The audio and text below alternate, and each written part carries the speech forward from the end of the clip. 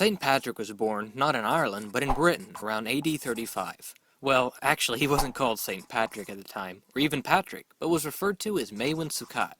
Good thing he changed his name later. St. Maewyn's Day just doesn't have the same ring.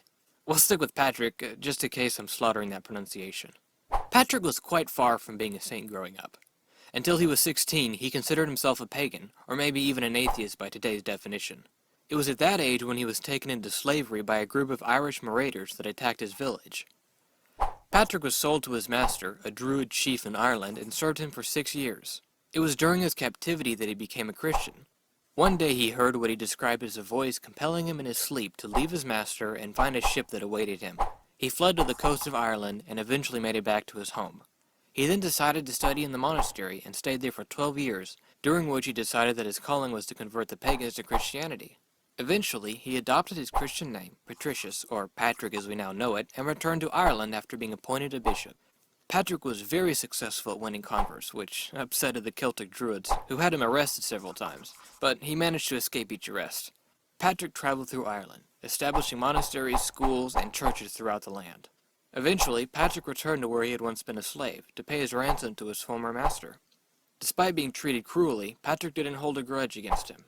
As Patrick approached his master's old homestead, to his horror he saw that it was in flames. Patrick found out that the stories people told about him had preceded him, and in a fit of frenzy, his old master gathered all of his treasures into his mansion, set them on fire, and then threw himself into the flames.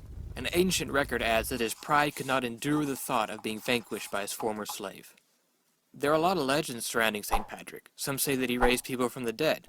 Others say that he drove snakes out of Ireland, but since there aren't any fossil records of snakes in Ireland at that time, it's highly unlikely, unless he drove out the fossils as well.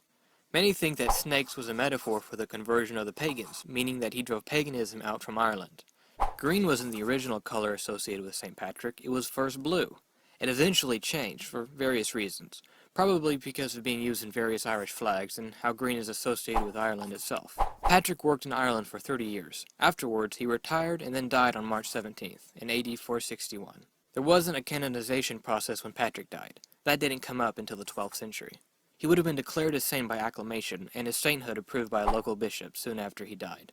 St. Patrick's Day was originally a Catholic holiday, and still is, but has also evolved into a secular holiday, being celebrated by non-Irish, non-Catholics, and ironically enough, even atheists.